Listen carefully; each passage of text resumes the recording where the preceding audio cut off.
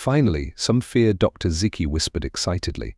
But Mia's fear soon faded as the spiders transformed into a bunch of fuzzy, tiny kittens. Wait, what? Kittens, she gasped.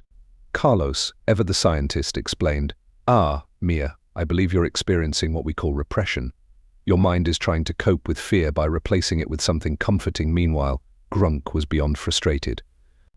These humans are unpredictable. Maybe we should try scaring them with silence. So the aliens brought the humans into a completely dark, soundproof room. There were no spooky lights, no mysterious sounds, nothing but silence. Professor Blip was convinced this would be the ultimate test after all. What was scarier than the unknown? For a while, the humans just stood there in the dark. Leo started whistling. Mia began humming nervously. Carlos was deep in thought. Suddenly, Grunk's voice boomed through the intercom. Why aren't they screaming in the darkness? Leo whispered. This feels like a challenge. Maybe we're supposed to find a hidden monster. Mia tried to joke. Maybe we're the monsters. In a distant corner of the universe, on a planet called Zarklon 5, a group of alien scientists gathered with one important mission to solve one of the greatest mysteries about humans. Leading the team was Professor Blip, a tall purple alien with antennae that wiggled whenever he got excited. Alongside him were Dr. Ziki, a short green alien who wore glasses even though he didn't have eyes, and Commander Grunk, a muscular blue creature who thought emotions were silly. Professor Blip paced around the lab, rubbing his tentacles together. This study is crucial. Humans love to be scared. They scream, they cry, and yet they keep coming back for more. What's wrong with them? Dr. Ziki adjusted his glasses, which had a habit of sliding down his non-existent nose. It's strange, Professor. Some humans even pay to be scared. Haunted houses, horror movies, it's a mystery. Really? Grunk grunted, unimpressed. Ridiculous. If they want to be scared, why not fight a Zarklonian fire dragon like I did on my 5th birthday? To get to the bottom of it, the aliens decided to bring in human volunteers. Carlos nodded, analyzing again. Indeed, fear of the dark is deeply rooted in human psychology. You see, our ancestors, enough, Grunk hollered. Activate the next phase. The aliens unleashed the grand finale, the galaxy's greatest scarefest. The room transformed into an alien landscape filled with floating orbs that emitted strange colors, moving shadows, and flickering lights. A howling wind filled the room, carrying ghostly whispers that echoed through the space. Leo was jumping up and down. This is amazing. It's like an intergalactic Halloween party. Mia grabbed his arm, torn between fear and laughter. This is ridiculous. Why do I feel like we're inside a video game? Carlos was too busy examining one of the floating orbs to notice anything spooky at all. They chose 3 humans for their study: Leo, a young man obsessed with horror movies; Mia, who claimed she was brave but screamed at her own reflection if the lights were low; and Carlos, a curious science teacher with a habit of over-explaining everything. When the humans arrived on Zarklon 5, Professor Blip greeted them enthusiastically. Welcome, Earthlings. We're thrilled to have you here. Why don't you start by sharing what makes you? Terrified Leo, wearing a t-shirt with a giant monster face on it, shrugged. I love horror. Zombies, ghosts, you name it. Fear is exciting. Mia glanced around nervously. I actually don't like being scared that much.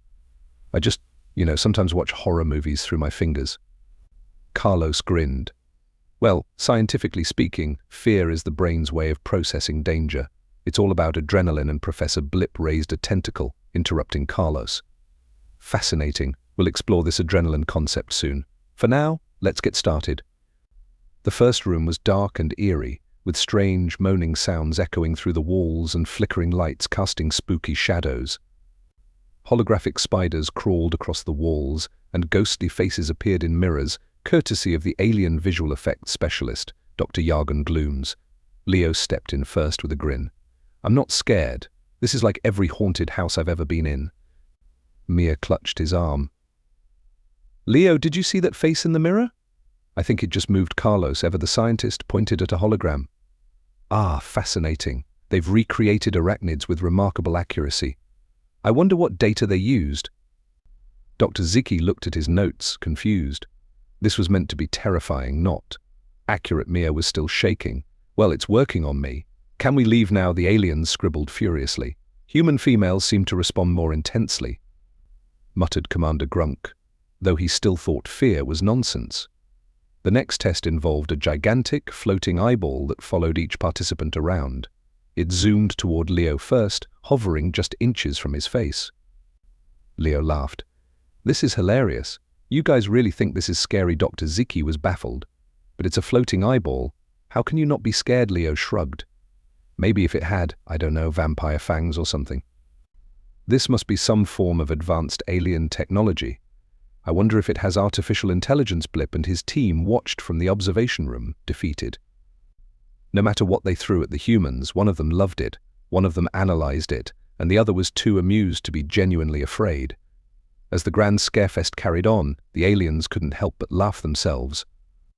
Perhaps the real mystery wasn't why humans loved fear, but how humans could find so much fun in something meant to be terrifying. And so, the study continued with endless new experiments, each stranger and more ridiculous than the last. With every attempt, the humans managed to surprise, confuse, and even entertain their alien hosts. The more the aliens tried to scare them, the more they realized that maybe, just maybe, humans had an unusual gift, a knack for turning fear into fun. The aliens shook their heads, bewildered and delighted.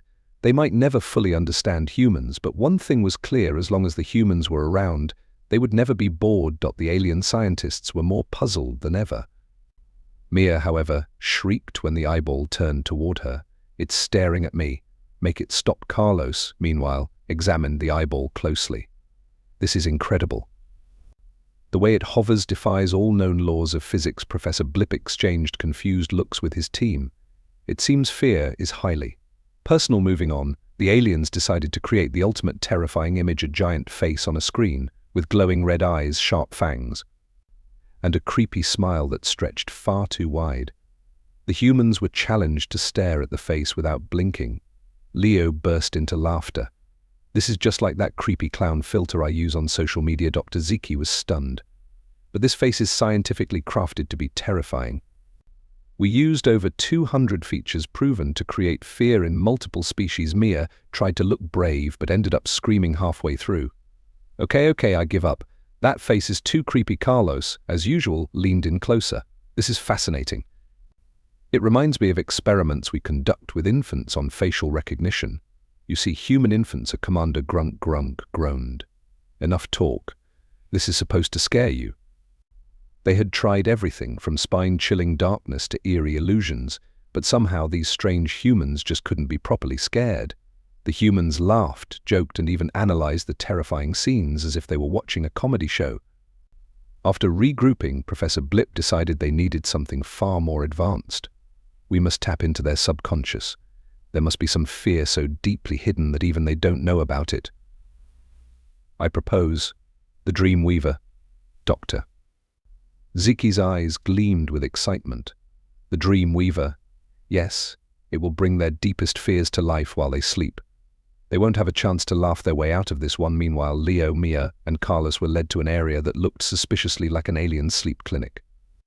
The aliens explained that each human would be given a comfortable bed to rest and dream. Of course, none of them suspected a thing. "Aliens giving us a cozy sleep lab," Leo chuckled. "I guess they've never heard of coffee." Carlos adjusted his glasses. "Actually, sleep studies can reveal a lot about brain activity, emotional states, and fear."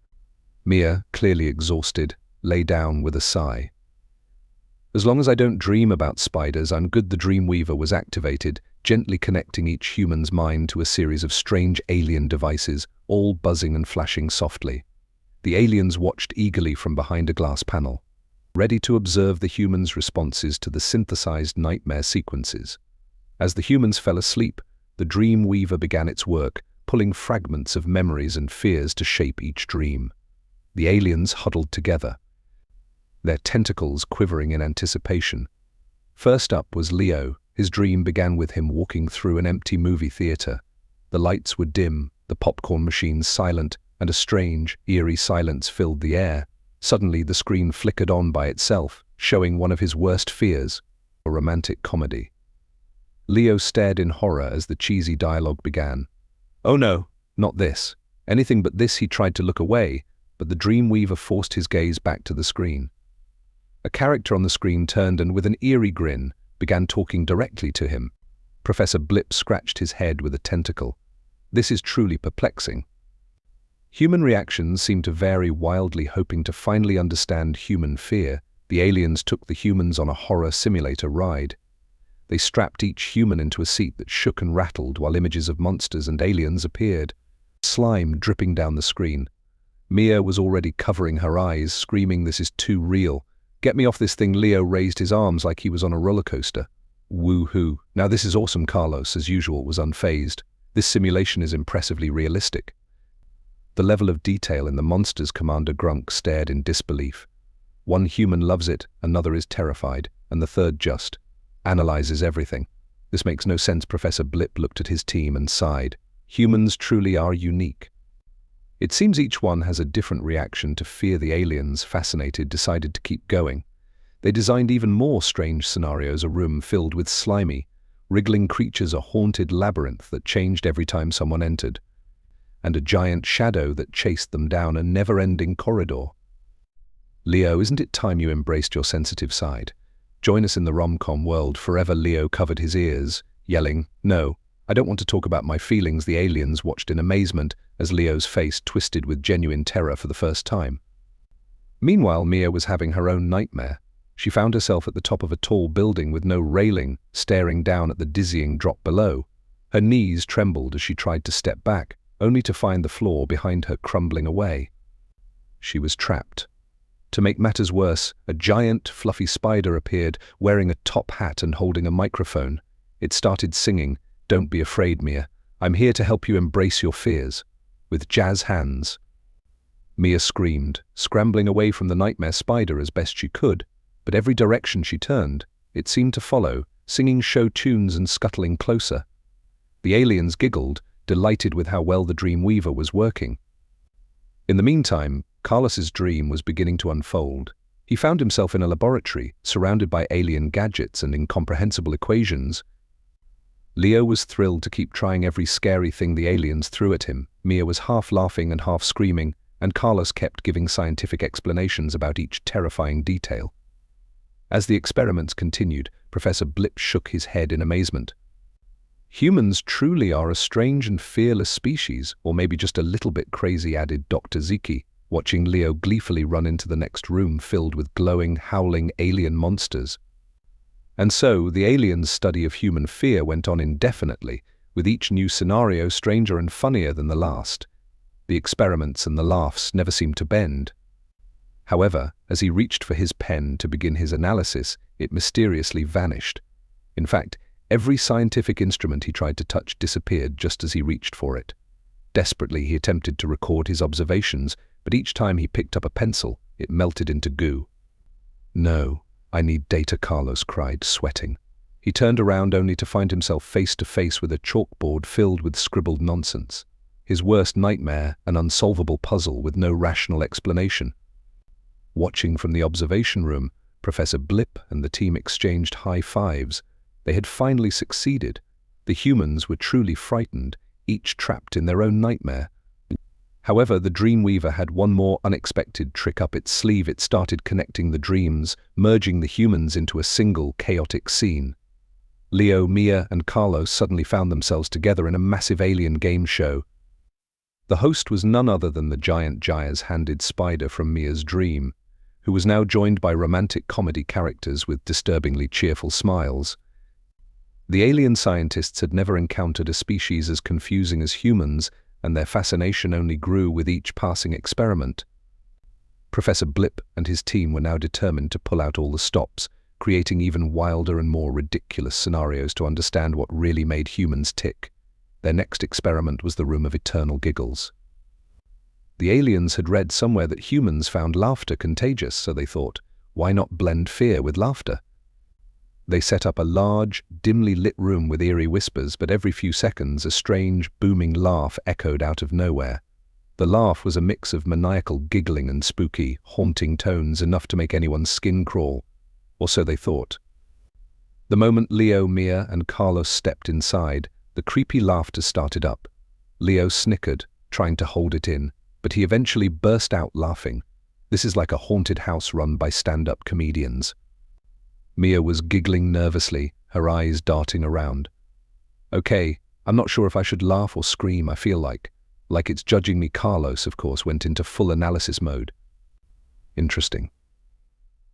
This combination of fear and humor might be triggering cognitive dissonance in our brains. Laughter, scientifically, is Dr. Ziki Zap, who was watching from the observation room, sighed. Why do humans always explain everything? Just laugh or scream? It's not that hard. Commander Grunk, still unimpressed with the whole project, muttered. This is pointless. Put them in the swamp of slime. Welcome, humans, to Fear Factor Alien Edition, the spider host announced, tipping his top hat. Tonight's challenge, face your deepest fears. Together, Leo pointed at the romantic comedy characters, horrified. Get them away from me, Mia clung to Leo's arm, trembling. I swear if that spider sings another song, I'm jumping off this set. Carlos, meanwhile, was frantically searching for a clipboard. None of this makes any sense. There has to be a logical explanation. The aliens were practically rolling on the floor with laughter. Watching the humans try to face their combined nightmares was more entertaining than anything they'd ever seen. It's like they're in a comedy of their own fears. Professor Blip snickered. But then, something unexpected happened. Leo, looking around at the ridiculous scene, started laughing. Wait a second. We're in an alien game show facing a singing spider and rom-com characters? This is insane. Mia joined in, laughing despite herself. It's like the universe's weirdest reality show. Carlos, realizing there was no point in trying to understand, shrugged and laughed along too. All right, I give up. I guess we're just living our nightmares. Their laughter broke the Dreamweaver's hold, and the nightmare game show dissolved into mist. The humans woke up back in the alien lab, still chuckling and shaking their heads at the absurdity of what they'd experienced. Professor Blip, baffled, turned to his team. They laughed their way out of the Dreamweaver? How is that possible? Dr. Ziki scratched his head. It seems humans have an unusual coping mechanism. Even when facing their worst fears, they just laugh. Commander Grunk shook his head in disbelief. These creatures are impossible.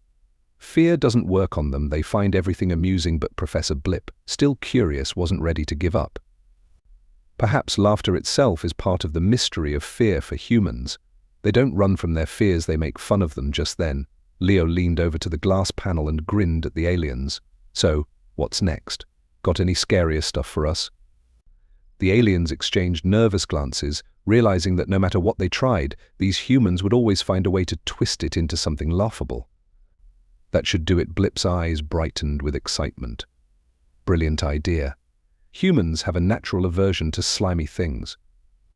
Prepare the swamp. The swamp of slime was a huge, gooey pit filled with a mysterious green sludge that bubbled and oozed as if it had a life of its own.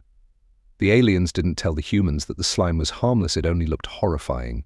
As soon as the humans entered the room, Mia shrieked. What is that?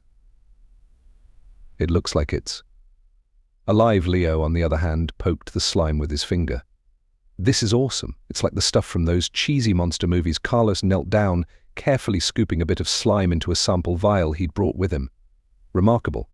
This slime has a texture and viscosity I've never seen before.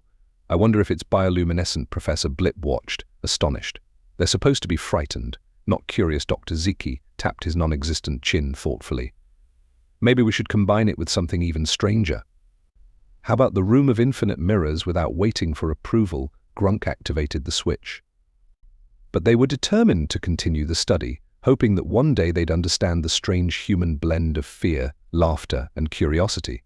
And so, the experiments continued.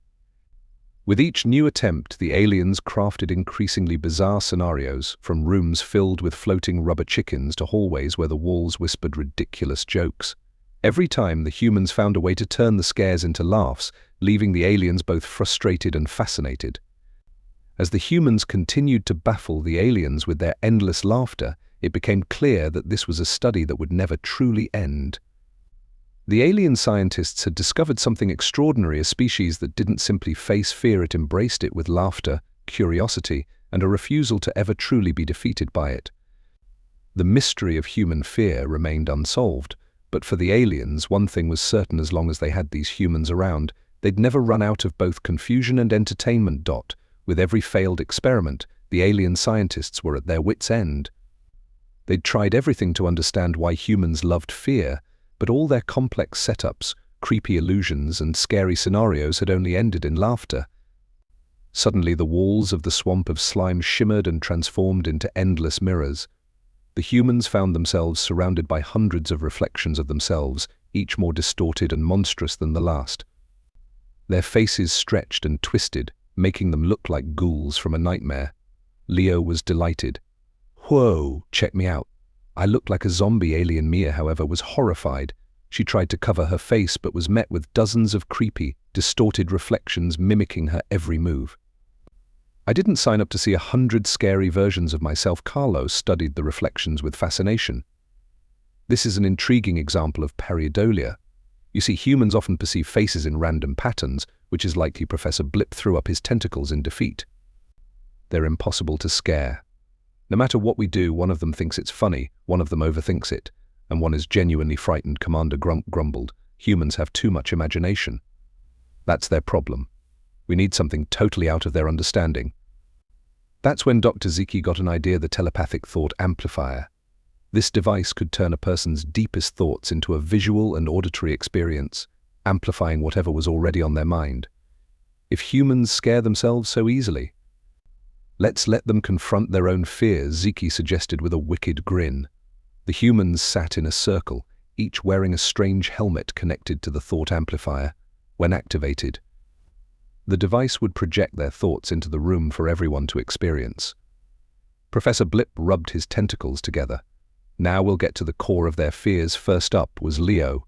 His mind projected an image of a dark forest filled with strange noises. Then, a towering werewolf appeared, howling at the moon with eerie, glowing eyes. "Cool. It's like I'm in one of my favorite horror movies." Leo cheered, thrilled. Professor Blip sighed. Why does he enjoy his own fears? Next was Mia.